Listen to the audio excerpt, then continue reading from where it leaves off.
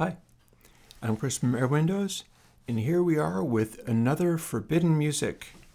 And one of the OG Forbidden Music bands, the Beatles. You don't get to hear the Beatles on YouTube, not for React videos. It's been very strictly controlled. Not only that, you don't get to hear the Beatles on things like Spotify either because it's all been replaced with remixes. This is not a remix. This is, Apple A163-1890.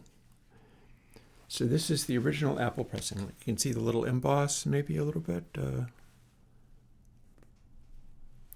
Was Spinal Tap before Spinal Tap. Nothing shown on there. This is what the old Apple label looked like. And it's a little scrunchy and crunchy because, as you can see, this is not a particularly new record. I've had this for many, many years. I've owned this record for a long time. I bought it in college, and it was very old and used even then. But this is the famous first solo albums by all the Beatles. John Lennon would say, like, listen, all you experts, listen, none of you can hear. Revolver and then Pepper was the last Beatles album.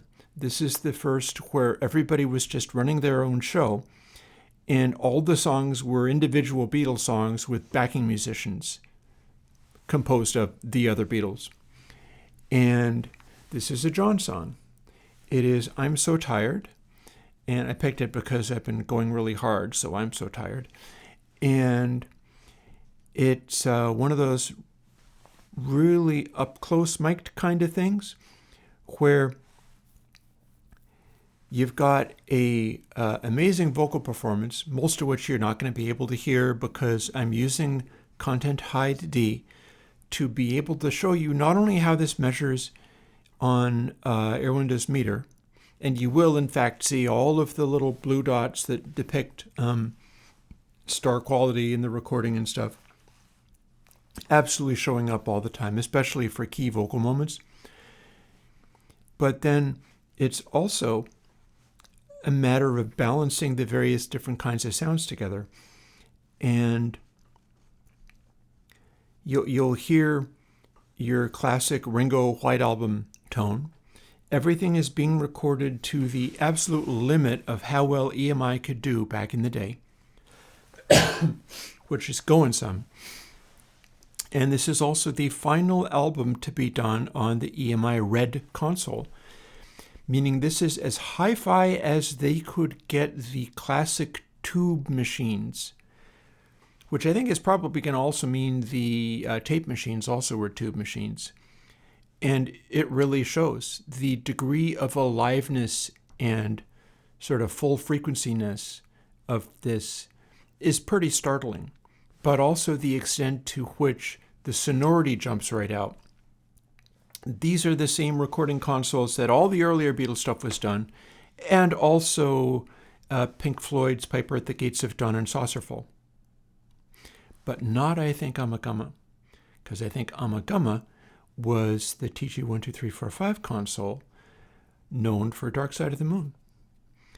And this is a heck of a last gasp for the Red consoles, your old tube consoles that they got so much out of. And it's kind of neat the way to which the Beatles were fully getting into both their personality zone, but also into pushing the limits of their composition and recording and everything. But then they were also working with the EMI lab-coated technicians who were very much professionals and very much technicians.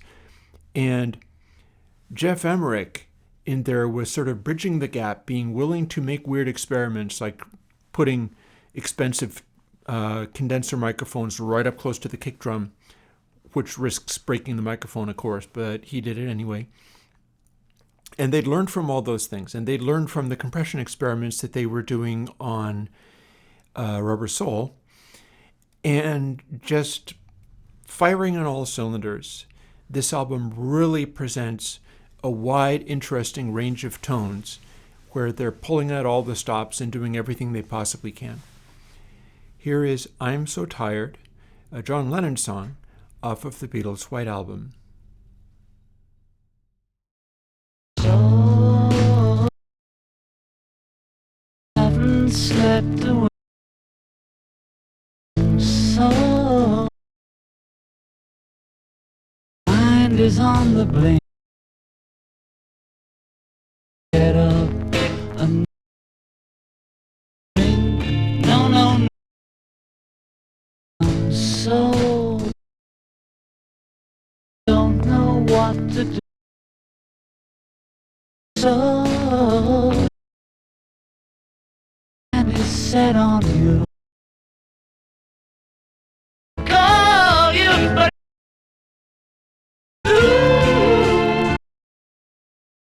you'd say joke is I can't stop but blame you. I'm going insane, you know. A peace of mind.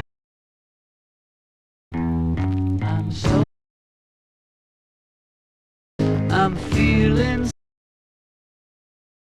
although I'm having a